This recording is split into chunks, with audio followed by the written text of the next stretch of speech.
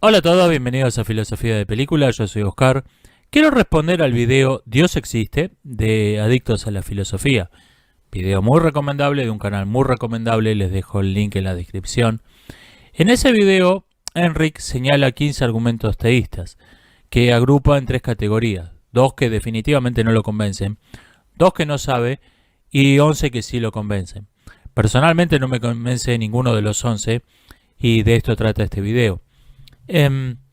Vamos a repasarlo en el mismo orden que tienen en el video original, empezando por los 2 que no lo convencen. Uno es el llamado argumento ontológico. El argumento ontológico, dicho de modo muy breve y quizá no correcto, dice que existe en nuestra mente la idea de un ser perfecto. Entre las propiedades de un ser perfecto está la de existir, por lo tanto Dios existe. Hay varias versiones del argumento. Si lo googlean, argumento ontológico o argumento de Anselmo, le van a aparecer seguramente todas. Básicamente la idea es esta. Yo estoy de acuerdo con Enric en que esto es un, cito, salto ilegítimo del plano mental al plano real. No se puede, cierro cita, no se puede saltar de un concepto a, por lo tanto esto existe en la realidad. No hay ninguna forma de razonamiento válida que llegue a esa conclusión. El argumento ontológico es propio de una época donde no se conocían los límites de la lógica, una época pre-Kant, pre-Bertrand Russell, donde parecía que podíamos llegar a entender el mundo sin ninguna experiencia sensible, basándonos únicamente en nuestra razón, cosa que hoy sabemos que es imposible hoy. Hemos vuelto en nuestros días, más bien, a la visión original de la lógica, la visión de la dialéctica de Sócrates, que Sócrates comparaba al arte de la partera. La partera saca una persona de adentro de otra, y yo creo que el dialéctico saca una proposición que de algún modo estaba dentro de otra, implícita. Y eso es todo lo que puede hacer la lógica, que no es poco, pero no puede darnos nuevo conocimiento. Y razonamientos como el argumento ontológico pretenden que solo con lógica, solo con el razonamiento, obtengamos nuevo conocimiento, conozcamos algo de lo que no tenemos ninguna experiencia sensible. Esto no es posible. No hay ningún modo válido de razonamiento que permita hacer esto. El otro argumento que no lo convence es el llamado diseño inteligente. Y yo estoy de acuerdo en que el argumento del diseño inteligente es una falacia ad ignorantiam, que infiere algo de la realidad a partir de nuestra ignorancia. O sea, no sé cómo diablo surgió esto, por lo tanto, Dios. No. Si no sabes, ahí es donde tiene que terminar tu razonamiento, en que no sabes. No podés sacar ninguna conclusión a partir de la ignorancia. Pero además, yo estoy de acuerdo con esto, pero además, hay algo que en mí se resiste de modo visceral al diseño inteligente, además de que es una falacia lógica. Podría dejarle pasar esto. Hay algo que se resiste de modo más radical en mí a aceptar el argumento del diseño inteligente, y es que no coincide con lo que veo, no coincide con la realidad. Sabemos el aspecto que tiene algo diseñado, sabemos cómo se ven las obras de arte, sabemos cómo se ven los grandes palacios, y me dicen, a ver, ¿cuál es la maravilla del diseño del universo? Bueno, mira una telaraña, una red para atrapar moscas, eso es lo mejor que pudo hacer el creador del universo. O sea, mi principal objeción al diseño inteligente es el argumento del diseño estúpido. Este universo donde vivimos no parece estar diseñado por alguien inteligente. Y esto a mí me lleva a rechazarlo con más energía que el hecho de ser un razonamiento falaz, que además lo es una falacia.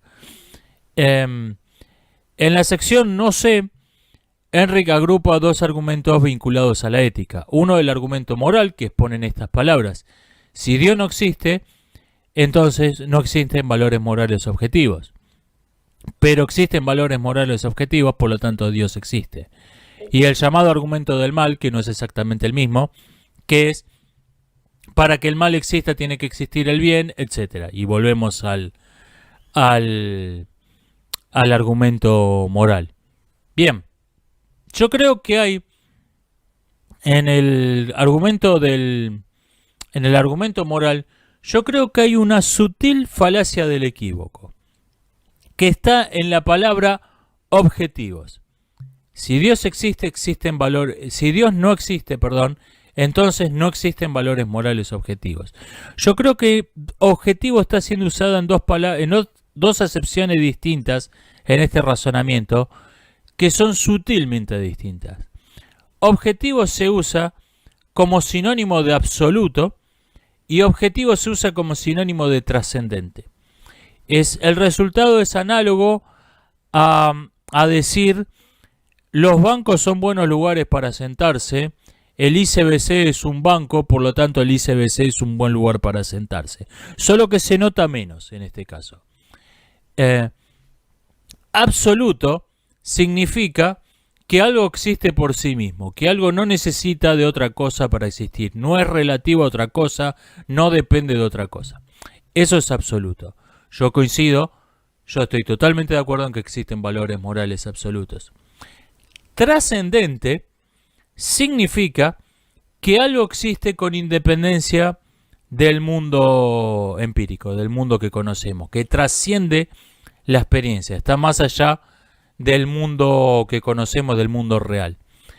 Y la trascendencia sería una propiedad de Dios. Ahora bien, que algo exista de modo absoluto no quiere decir que exista de modo trascendente. Tenemos, por ejemplo, la antigua polémica entre el carácter empírico y el carácter ideal de las matemáticas, que hoy en día está más o menos abandonada. La posición mayoritaria hoy respecto de las matemáticas es que la matemática es la ciencia de los patrones de la realidad. Estos patrones existen en la realidad, pero no podemos abstraerlos mediante la inducción. No hay nada que sea 3 en la naturaleza. No hay nada que corresponda a la idea. No hay una realidad que corresponda a la idea de 3, al concepto 3, como hay una realidad que se corresponda al concepto de tigre. Y sin embargo, esto no quiere decir que el 3 exista en algún topus Uranus platónico más allá de la experiencia. Simplemente es una forma distinta de abstracción. Yo creo que los valores morales absolutos están en este mismo plano de existencia. No existe una realidad que se corresponda al bien o al mal, pero esto no quiere decir que el bien y el mal existan de modo trascendente, que formen parte de otra realidad a la que solo tenemos acceso mediante la mente, pero no mediante los sentidos. Esta es la idea básica del idealismo. Yo creo que hay una falsa oposición acá, creer que tenemos que aceptar, o bien, y esto me interesa de modo práctico a mí, en tanto que ateo, tenemos que aceptar o un ateísmo sin moral absoluta, o renunciar o resignarnos a aceptar una interpretación teísta de la moral para tener valores morales absolutos. Yo creo que esta oposición, esta antítesis es falsa. Es lo mismo que la vieja oposición sobre el carácter empírico o el carácter ideal de las matemáticas. Yo creo que ninguna de las dos corresponde con la realidad. Bueno, respecto al argumento del mal, creo que en último término se remite al argumento moral, así que podemos pasarlo por alto. De los 11 que sí lo convencen, el primero es el llamado ajuste fino. Y personalmente lo considero una variante del argumento del diseño inteligente. Si vamos a rechazar uno, tenemos que rechazar el otro. Pero Enric dice que vivimos en un universo que es adecuado para la vida, es adecuado para el pensamiento. Esto no es así de modo necesario y es absurdamente improbable que sea así por pura casualidad, que sea así por azar. Y añade como conclusión, queda entonces una sola opción, el diseño. No, queda otra, queda el llamado principio antrópico. Vivimos en un universo que es adecuado para la vida, que es adecuado para el pensamiento, porque nosotros estamos acá. Puede ser que existan miles de millones, puede ser que existan infinitos universos, pero solo va a haber gente preguntándose ¿por qué el universo donde vivo es adecuado para la vida, es adecuado para el pensamiento? En los universos que lo sean. En los universos donde no hay vida, nadie se pregunta nada. En los universos donde hay vida, pero no puede surgir el pensamiento, tampoco se pregunta nada a nadie. Vemos un ejemplo que podemos constatar empíricamente del principio antrópico en los planetas. Hoy sabemos que el universo que habitamos tiene miles de millones de billones, incluso en el sentido latino del término, de planetas. Pero a ciencia cierta hay uno habitado y sabemos que los habitados en el mejor de los casos son muy pocos. Demasiado caliente, demasiado frío, reciben demasiados meteoritos, demasiada radiación. Hay muy pocos que permiten la existencia de la vida, el desarrollo de formas de vida tan complejas como para que tengan una astronomía. Pregunta, ¿hay algún diseñador que eligió ponernos en este planeta, creó este planeta para que sea habitable, para que permita el desarrollo de la inteligencia y nos puso acá en este jardín del Edén cósmico? No. Estamos acá porque es uno de los planetas habitables. Si no lo fuera, no existiríamos. Y yo creo que esta misma forma de razonar se puede extender a la hipotética existencia de numerosos universos. Que me parece la explicación más razonable para el llamado ajuste fino, para la respuesta más razonable a la pregunta ¿por qué vivimos en un universo cuyas leyes son adecuadas para la vida, son adecuadas para la inteligencia? Respuesta, porque si no lo fueran no estaríamos acá. El otro argumento, en realidad son 10 más, pero me voy a centrar en uno que es el que llama el argumento Kalam, el argumento cosmológico Kalam. La Kalam es básicamente la teología islámica. Si hay algún musulmán oyendo este video le va a pegar una patada en el hígado esta definición, pero más o menos. No nos vamos a meter en detalles. Los pensadores de la Kalam dice que, cito, toda cosa que comienza a existir tiene una causa. El universo comenzó a existir, por lo tanto el universo tiene una causa. Y mediante el análisis lógico se extrae que esta causa del universo tiene que tener las propiedades del Dios teísta clásico. Enric se detiene a señalar este detalle. Todos los argumentos tienen esta doble estructura. Primero hay un razonamiento empírico a partir de la experiencia del que se saca una conclusión. Después, esa conclusión es analizada lógicamente y se deduce que tiene las propiedades del Dios teísta clásico. Y yo creo que acá en el argumento cosmológico Kalam hay dos falacias. Una es un razonamiento inductivo. Sabemos que todo lo que existe en el universo tiene una causa. De esto no se sigue que el universo en sí tenga una causa. Esto lo estamos deduciendo lo estamos infiriendo por inducción. Y la inducción es cualquier cosa menos certera. La inducción es el razonamiento que nos dice el vino con soda embriaga, el gin con soda embriaga, la cerveza con soda embriaga, el vodka con soda embriaga, por lo tanto la soda embriaga. No funciona así. Ahora bien, Supongamos que aceptamos este principio que hemos obtenido por inducción. Todo lo que existe tiene una causa. El universo tiene una causa, esa causa es Dios. Dios existe. Si todo lo que existe tiene una causa y Dios existe, entonces Dios tiene una causa. Dios fue causado por un Dios, por otro Dios, y este Dios tiene una causa que es otro Dios, y este Dios tiene una causa que es otro Dios, y obtenemos un razonamiento que es como el de la tortuga de Motí. Responde a la pregunta inmediata. ¿Por qué existe el universo? ¿Por qué la Tierra no se cae? Pero no resuelve la cuestión de fondo. En algún momento tenemos que llegar a una, o bien remontarnos al infinito de causas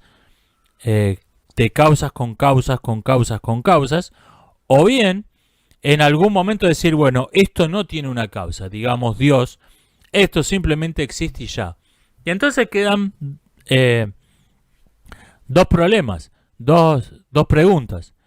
Si podemos asumir que Dios existe y ya, que Dios no tiene por qué tener una causa, ¿por qué no asumir que el universo existe y ya, que no necesita una causa? Y si Dios necesita una causa, tiene que haber un Dios que creó a Dios, que tiene que tener una causa, y lo cual nos permite remontarnos al infinito. Y entonces, ¿por qué no suponer simplemente que el universo existe desde un tiempo infinito, aunque la ciencia actual nos diga que no? En un caso, Dios es superfluo, y en el otro no explica nada, en cualquiera de los dos casos. Nota a pie de página, por otra parte, la premisa, el universo comenzó a existir en el momento en que se formuló este razonamiento, se lo sacaron de adentro del sombrero, porque no había ningún motivo científico para dar esto por sentado. De hecho, el corpus aristotélico, que era representaba el consenso científico de la época, decía que el universo había existido desde siempre. O sea, al margen de los errores de razonamiento que tenga, una de las premisas se la sacaron del sombrero. Pero la cuestión de fondo es que todos estos razonamientos, algunos creo que son en la primera fase, donde se saca de la experiencia empírica, se saca una conclusión acerca de, bueno, tal cosa tiene que existir. Yo creo que algunos son correctos. Donde está el problema con todos es en la segunda fase, que es donde se analiza lógicamente los conceptos, se analizan las palabras usadas en la conclusión del primer razonamiento, y se dice, bueno, esto tiene que tener las propiedades de Dios, por lo tanto Dios existe. Bien, ¿se acuerdan al principio de este video que explicamos por qué el argumento ontológico es falaz? Bien, yo creo que la segunda fase de todos estos razonamientos incurre exactamente en el mismo error, en el mismo vicio. Cito de nuevo, es un salto ilegítimo del plano mental al plano real. Yo creo que todos estos razonamientos están en el mismo caso. Voy a citar uno solo, que es donde me parece que esto está de modo más claro, que es en la cuarta vía atomista, que dice así en palabras de Enric: existen grados de perfección cito de nuevo, existen grados en todas las perfecciones puras trascendentes.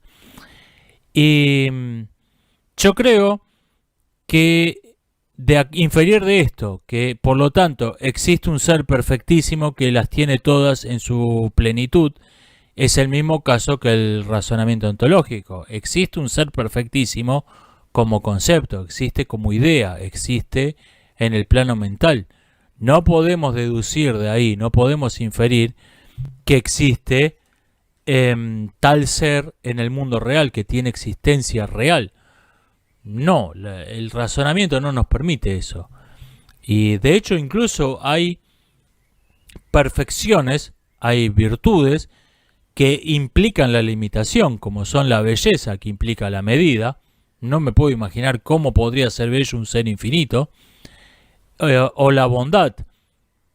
Sin entrar en discusiones complejas, no me puedo imaginar la bondad sin compasión. Compadecer implica padecer con el otro. No me puedo imaginar cómo un ser que no padece, un ser que no sufre, pueda ser bueno. No hablo de infinitamente bueno, no me puedo imaginar cómo podría ser bueno. Y repito, creo que están todos en el mismo caso. Creo que hay un salto que no es válido, un salto ilegítimo, un salto paralógico, desde el plano mental. Existe un ser perfectísimo como concepto, se salta del mismo modo que en el argumento ontológico a tiene que existir en la realidad, tiene que existir de hecho un ser perfectísimo. No, yo creo que la segunda fase de todos estos razonamientos, incluso si la primera parte era correcta, si decía una verdad, si era un razonamiento válido por lo menos, yo creo que todos estos argumentos en la segunda fase incurren exactamente en la misma falacia, que es la misma del argumento ontológico.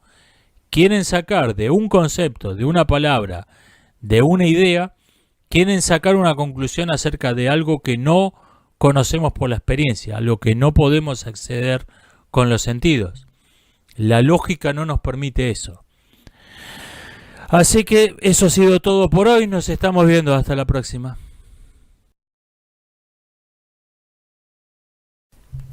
Incluso si se considera el argumento del mal completamente independiente del argumento moral, no se lo ve como un caso particular del mismo, de todos modos se lo puede rechazar diciendo que el bien y el mal no son hechos, son interpretaciones de hechos. Interpretaciones correctas o no, no viene al caso, pero no existe en la realidad nada que sea el bien, nada que sea el mal. De modo similar y más claramente falaz, me han preguntado cómo interpretan los ateos las posesiones demoníacas. Las posesiones demoníacas no son hechos, son una interpretación de hechos, y en este caso una interpretación claramente falsa, claramente supersticiosa. En el mismo caso está el argumento del mal. No existe pegarle una patada a un perrito, no es el mal. Decir que eso es malo es una interpretación del hecho.